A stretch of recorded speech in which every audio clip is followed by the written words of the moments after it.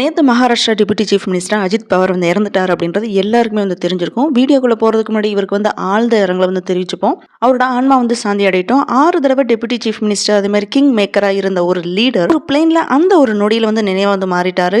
இந்த ஆக்சிடென்ட் வந்து ஒரு ஆக்சிடென்ட் மட்டும் இல்ல, ஒரு காலத்தோட முடிவு. அஜித் பவாரோட வந்து கடைசி பயணம் தான் இது. ஸோ அஜித் பவார் வந்து யாரு, லாஸ்ட் மினிட்ல வந்து பிளேன்ல வந்து என்ன கோளாறு வந்து நடந்துச்சு, பிளேன் ஆக்சிடென்ட் எப்படி வந்து நடந்துச்சு, ஃபுல்லாவே வந்து பிளேன் ஃபயர் ஆக என்ன காரணமா இருக்கும், டைரக்டரேட் ஜெனரல் ஆஃப் சிவில் ஏவியேஷன்ல இருந்து என்ன எக்ஸ்பிளனேஷன் வந்து கொடுத்திருக்காங்க, இவர் டிராவல் பண்ண ஸ்மால் பிளேன் வந்து எப்படி வந்து கிராஷ் ஆச்சு, இந்த பிளேனோட ஃபீச்சர்ஸ் எல்லாம் என்ன அப்படின்றது எல்லாமே நம்ம டீடைல்டா இந்த வீடியோல நம்ம பார்ப்போம்.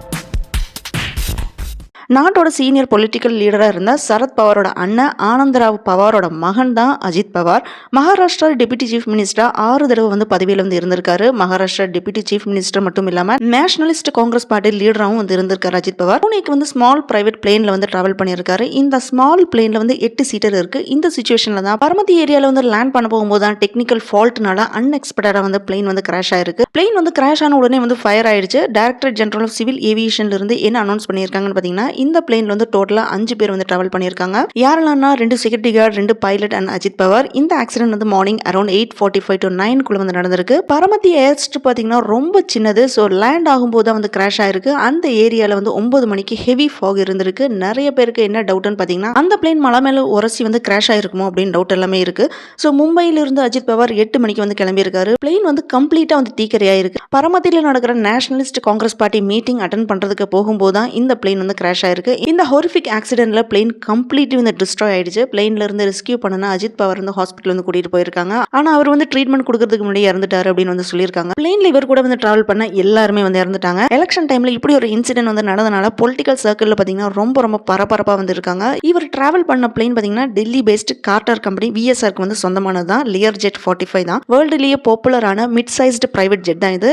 லியர் ஜெட் 45 ஏர்கிராஃப்ட் கனடால இருக்கிற பம்பார்டியர் ஏரோஸ்பேஸ் தான் வந்து மேனுஃபேக்சர் பண்ணியிருக்காங்க. இது வந்து பிசினஸ் ட்ரிப்ஸ் அண்ட் விஐபி ட்ரிப்ஸ்க்கு வந்து வைட்லி வந்து யூஸ் பண்ணுவாங்க. 8 பேர் வந்து கம்ஃபர்டபுளா உட்கார்ந்து பேசுற மாதிரி தான் வந்து இருக்கும். டபுள் கிளப் சீட்டிங் இருக்கு. டோட்டலா 58 feet wing span, 47 feet width இருக்கு. இந்த லியர் ஜெட் 45 ஏர்கிராஃப்ட் வந்து டிசைன் பண்ணது என்டையர்லி பை கம்ப்யூட்டர் தான். இதுதான் வந்து ஃபர்ஸ்ட் லியர் ஜெட் ஏர்கிராஃப்ட். இதோட ஸ்ட்ரக்சர் அண்ட் ஏரோடைனமிக்ஸ் துல்லியமா வந்து இருக்கிறதுக்கு வந்து ஹெல்ப் பண்ணுது. இதுல full authority digital engine control technology feature இருக்கு. ஸோ இது வந்து என்ன பண்ணுன்னு பாத்தீங்கன்னா, இன்ஜின் ஆபரேஷன் வந்து ஆட்டோமேட்டிக் வந்து மானிட்டர் பண்ணும். ஃபியூவல் கன்சம்ஷன் வந்து ரெடியூஸ் பண்ணும். அதே மாதிரி எமர்ஜென்சில இன்ஜின் வந்து மால் ஃபங்க்ஷன் வந்து அவாய்ட் பண்றதுக்கு வந்து ஹெல்ப் பண்ணும். இந்த ஏர்கிராஃப்ட் வந்து பெர் ஹவருக்கு வந்து 860 கிலோமீட்டர் ஸ்பீட்ல வந்து டிராவல் பண்ணும். எபோ சி லெவல்ல இருந்து பாத்தீங்கன்னா மேக்ஸிமம் ஆல்டிடியூட் 51,000 ஃபீட் இருக்கு. ஒரு தடவை வந்து ஃபியூல் வந்து ஃபில் பண்ணனா 3100 கிலோமீட்டர் நான் ஸ்டாப்பா வந்து ரன் பண்ணும். Fuel efficiency and low noise தர மாதிரி வந்து பிளேன் இருக்கு. ஹனிவெல் டர்போ இன்ஜின்ஸ் மாதிரி 2 பவர்ஃபுல் இன்ஜின்ஸ் வந்து இருக்குது. ஸோ இதுல இருக்கிற Honeywell Primus 1000 well equipped avionics suite வந்து இருக்கு. இது இருக்கிறனால பைலட்ஸ்க்கு பாத்தீங்கன்னா அட்வர்ஸ் வெதர் கண்டிஷன் இருந்தாலுமே ப்ரிசைஸ் கைடன்ஸ்க்கு வந்து பைலட்டுக்கு வந்து ப்ரொவைட் பண்ணும். ஸ்மால் ஏர்கிராஃப்டா இருக்கிறனால லார்ஜ் ஏர்போர்ட் மட்டும் இல்ல, பராமதி மாதிரி இருக்கிற ஸ்மால் அண்ட் நேரோ ரன்வேஸ்ல கூட வந்து ஈஸியா வந்து லேண்ட் ஆகும். ஹை ஸ்பீட்ல வந்து லேண்ட் ஆகிற மாதிரி எபிலிட்டி இருக்கிறனால லேண்டிங் அப்போ ரொம்ப கேரா வந்து ஏர்கிராஃப்ட் வந்து ஹேண்டில் பண்ணும். ஸோ எக்ஸ்பீரியன்ஸ்டு பைலட்ஸ்னால மட்டும்தான் வந்து இது வந்து ப்ராப்பரா வந்து ஹேண்டில் பண்ண முடியும். இந்த ஏர்கிராஃப்ட் வந்து லக்ஸரி டிராவலுக்கு மட்டும் வந்து யூஸ் பண்றது இல்ல. நிறைய கண்ட்ரீஸ்ல பாத்தீங்கன்னா மெடிக்கல் சர்வீஸ், எமர்ஜென்சி கூட வந்து ஏர் ஆம்புலன்ஸ் வந்து இந்த ஏர்கிராஃப்ட் வந்து யூஸ் பண்றாங்க. இதே கம்பெனியை சேர்ந்த ஒரு லியர் ஜெட் 45 ஏர்கிராஃப்ட் வந்து 2023 செப்டம்பர் மாசத்துல விசாகப்பட்டினத்துல இருந்து மும்பை வந்தப்போ ரன்வேல வந்து ஸ்கிட் ஆச்சு.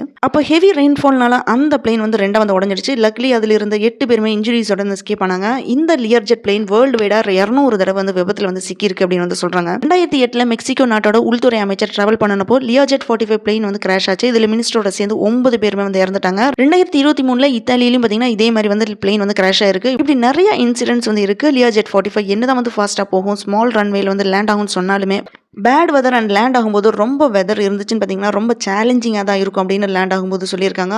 லியர் ஜெட் 45 என்னதான் வந்து ஃபாஸ்ட்டாக போகும் அப்படின்னு சொன்னாலுமே, ஸ்மால் ரன்வேல வந்து லேண்ட் ஆகும்னு சொன்னாலுமே பேட் வெதர் அண்ட் லேண்ட் ஆகும்போது ரஃப் வெதர் இருந்தால் ரொம்ப சேலஞ்சிங்காக இருக்கும். இந்த ஜெட்டோட டீட்டெயில்ஸ் எல்லாமே பார்க்கும்போது ஹிஸ்ட்ரியில் வந்து தெளிவாக வந்து தெரியுது. அதுதான் இப்போ அஜித் பவார் ஆக்சிடென்ட்லேயும் வந்து காரணமாக வந்து இருக்குது. ஏர் டிராஃபிக் கண்ட்ரோல் இருந்து ரன்வே வந்து விசிபிளா இருக்கு அப்படின்னு பைலட் வந்து கேட்டப்போ தெரியல அப்படின்னு ரிப்ளை பண்ணியிருக்காங்க ஃபர்ஸ்ட். ஸோ இதனால வந்து பிளேன் லேண்ட் ஆகாம எகைன் மேலே போய் ஒரு சர்க்கிள் அடிச்சுட்டு வந்திருக்கு. செகண்ட் டைம் வந்து லேண்ட் ஆக வந்தப்போ இப்போ ரன்வே விசிபிளா தெரியுதா அப்படின்னு again வந்து கேட்டிருக்காங்க. அப்போ பைலட் வந்து ரன்வே தெளிவா தெரியுது அப்படின்னு வந்து கன்ஃபார்ம் பண்ணியிருக்காங்க. அதுக்கப்புறம் தான் வந்து ஏடிசி லேண்டிங்க்கு வந்து பெர்மிஷன் கொடுத்துருக்காங்க. ஆனா பெர்மிஷன் கொடுத்த கொஞ்ச நேரத்திலே பாத்தீங்கன்னா இந்த இன்சிடென்ட் வந்து நடந்திருக்கு அப்படின்னு மினிஸ்டர் வந்து சொல்லியிருக்காரு. பிளேன் கிராஷ் ஆகிறதுக்கு முன்னாடி காக்பிட்டில் வந்து பைலட் கன்வர்சேஷன் பண்ற ஆடியோ ரெக்கார்டிங்ஸ் எல்லாமே வந்து எக்ஸாமின் பண்ணுவோம். அதே மாதிரி ஆக்சிடென்ட் நடந்த டைம்ல இருந்த வெதர் கண்டிஷன்ஸ், விண்ட் ஸ்பீட் எல்லாத்தையுமே வந்து இன்வெஸ்டிகேட் பண்ணுவோம் அப்படின்ட்டு டிஜிசிஏ வந்து சொல்லியிருக்காங்க. பிளேன்ல வந்து சேதாரண பாகத்தை வச்சு எந்த டைரக்ஷன் அண்ட் ஸ்பீட்ல வந்து பிளேன் போச்சு அப்படின்றத பத்தி டீடைல் இன்வெஸ்டிகேஷன் கண்டக்ட் பண்ணுவோம் அப்படின்னு டிஜிசிஏல வந்து சொல்லியிருக்காங்க. பிளேன்ல பாத்தீங்கன்னா நிறைய ஃபியூல் இருந்தனால தான் இமிடியேட் வந்து ஃபயர் ஆயிருக்கு. அது மட்டும் இல்லாம அந்த பிளேன்ல இருக்கிற பிளாக் பாக்ஸ் கண்டுபிடிச்ச அப்புறமா அந்த ஏர்கிராஃப்ட் வந்து யூஸ் பண்றதுக்கு ஃபிட்டா வந்து இருந்துச்சா, அதோட மெயின்டெனன்ஸ் டேட்டா எல்லாமே வந்து இன்வெஸ்டிகேட் பண்ணுவோம் அப்படின்னு வந்து சொல்லியிருக்காங்க. இது மட்டும் இல்லாம பைலட்ஸ் பத்தியும் இன்வெஸ்டிகேட் வந்து கண்டக்ட் பண்ணுவோம் அப்படின்னு வந்து சொல்லியிருக்காங்க. ரீசெண்டா 2024 அஜித் பவார் எக்ஸ் சைட்ல வந்து போஸ்ட் பண்ணது ரொம்ப வைரல் ஆயிட்டு இருக்கு. இதை பத்தி எல்லாமே தெரிஞ்சதுக்கு அப்புறம் அஜித் பவார் யாரு அப்படின்னு தெரிஞ்சுக்க வந்து ரொம்ப ஈகரா தான் இருக்கு. இப்போ அவரை பத்தி வந்து எனக்கு கிடைச்ச இன்ஃபர்மேஷனை பேஸ் பண்ணி தான் வந்து சொல்றேன். இவர் 1959 ஜூலை 22 வந்து பிறந்திருக்காரு. அவருக்கு 67 வயசு ஆகுது. அஜித் பவாருக்கு வந்து அரசியல் பாத்தீங்கன்னா ரொம்ப செல்வாக்கு இருக்கு. 1982 இவரோட பொலிட்டிக்கல் ஜெர்னி வந்து ஸ்டார்ட் பண்ணியிருக்காரு. மகாராஷ்டிரா பொலிட்டிக்கல் பாத்தீங்கன்னா இவருக்குன்னு ஒரு யூனிக் பிளேஸ் வந்து பிடிச்சிருக்காரு. இவரோட மாமா சரத் பவார் கூட சேர்ந்து நேஷனலிஸ்ட் காங்கிரஸ் பார்ட்டியில வந்து ஜாயின் பண்ணாரு. இந்த பார்ட்டி வந்து ஸ்ட்ரென்தனிங் பண்றதுல அஜித் பவார் முக்கியமா வந்து இருந்திருக்காரு. 1991 பராமதி கான்ஸ்டிட்யூன்சில போட்டு எம்பியா வந்து எலெக்ட் ஆயிருக்காரு. ஆனா 4 மாசத்திலேயே அந்த பொசிஷன் வந்து ரிசைன் பண்ணிட்டாரு. 1995 மகாராஷ்டிரா லெஜிஸ்லேட்டிவ் அசம்பிளி எலெக்ஷன்ல நேஷனலிஸ்ட் காங்கிரஸ் பார்ட்டி கேண்டிடேட்டா வந்து களமிறங்கி எம்எல்ஏ வந்து எலெக்ட் ஆயிருக்காரு. அதுக்கப்புறமா 2014 இருந்து இப்ப வரைக்குமே 8 தடவை வந்து எம்எல்ஏ வந்து பதவியில இருந்திருக்காரு. கண்டினியூஸா 2040 வரைக்குமே இவர் வந்து இரிகேஷன் மினிஸ்டரா இருந்திருக்காரு. 2019 நேஷனலிஸ்ட் காங்கிரஸ் பார்ட்டி வந்து 2 உடைஞ்சது. அப்ப அஜித் பவார் நேஷனல் டெமோக்ராட்டிக் கூட்டணி வந்து இணைஞ்சிட்டாரு. சோ மேக்ஸிமம் எம்எல்ஏவோட சப்போர்ட்டோட பார்ட்டியோட நேம் அண்ட் சிம்பிள் வந்து எலெக்ஷன் கமிஷன் வந்து வாங்கிட்டாரு. ஸ்டேட்டோட ஃபினான்ஸ் அண்ட் எலக்ட்ரிசிட்டில இம்பார்ட்டன்ட் டிபார்ட்மெண்ட்ல மினிஸ்டரா வந்து இருந்திருக்காரு. சரத் பவாரோட அரசியல் வாரிசு யாருன்ற கான்ஃபிளிக்ட்னால தான் அஜித் பவார் வந்து தனியா வந்து செயல்பட்டிருக்காரு. 2023 தேசியவாத காங்கிரஸ் கட்சி அதாவது ஸ்பிளிட் ஆனதுக்கு அப்புறமா பாத்தீங்கன்னா எலெக்ஷன் கமிஷன் என்ன டிக்ளேர் பண்ணாங்கன்னா அவரோட ஃபேக்ஷன் தான் வந்து ட்ரூ நேஷனலிஸ்ட் காங்கிரஸ் பார்ட்டி அப்படின்னு வந்து சொன்னாங்க. பார்ட்டி வந்து என்னதான் வந்து 2 உடைஞ்சாலுமே பராமதி தொகுதியில சரத் பவாரோட செல்வாக்கு வந்து குறையவே இல்லை. மகாராஷ்டிரால பிஜேபி கூட்டணி கவர்மெண்ட்ல வந்து 3வது 3rd லார்ஜஸ்ட் பார்ட்டியா வந்து அஜித் பவாரோட பார்ட்டி வந்து இருக்குது. சோ மகாராஷ்டிரா பொலிட்டிக்கல பாத்தீங்கன்னா கிங் மேக்கர்னு அஜித் பவார் தான் வந்து சொல்லுவாங்க. அப்படி இருக்கிறவர் டிஃபரண்ட் பார்ட்டி கவர்மெண்ட் இருந்தப்போ ஸ்டேட்டோட டெபுட்டி சீஃப் மினிஸ்டரா தான் 6 தடவை வந்து சர்வ் பண்ணியிருக்காரு. அரசியல வென்றவர்னால விதியை வந்து வெல்ல முடியல. 8 தடவை எம்எல்ஏ, 6 தடவை துணை முதல்வரா வந்து இருந்திருக்காரு. வீட்டுல அவரோட வைஃப் சுனந்திரா பவார் வந்து சத்தமே இல்லாம உட்கார்ந்துருக்காங்க. ஹஸ்பண்ட்ன்றது வந்து உறவு மட்டும் இல்ல, எவ்வளவு அரசியல் புயல் எல்லாத்தையுமே வந்து சேர்ந்து தாண்டிய துணை தான் வந்து சொல்லணும். கூட வந்து அப்பா வந்து அரசியல்வாதியா வந்து பார்த்தவங்க. ஆனா இப்ப அவர் ஒரு இந்த நிலைமையில வந்து பார்க்க வேண்டிய நிலையில வந்து இருக்காங்க. அந்த அனுபவசாலி அரசியல்வாதி கூட இந்த இழப்புக்கு முன்னாடி ஒரு உறவாக தான் வந்து நின்று இருப்பாரு.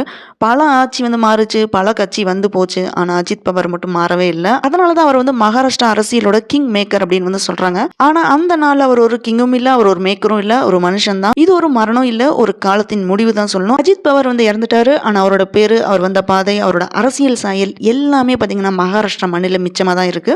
சில பேர் வந்து இறந்தாலுமே அவங்களோட இடம் வந்து காலியா தான் இருக்கும். ஆனா அஜித் பவார் அரசியல்ல இல்ல, நினைவுல வந்து வாழ்றாரு. Thanks for watching this video. உங்களுக்கு இந்த வீடியோ பிடிச்சதுன்னா லைக் பண்ணுங்க, ஷேர் பண்ணுங்க, சப்ஸ்கிரைப் பண்ணுங்க. See you all in the next video.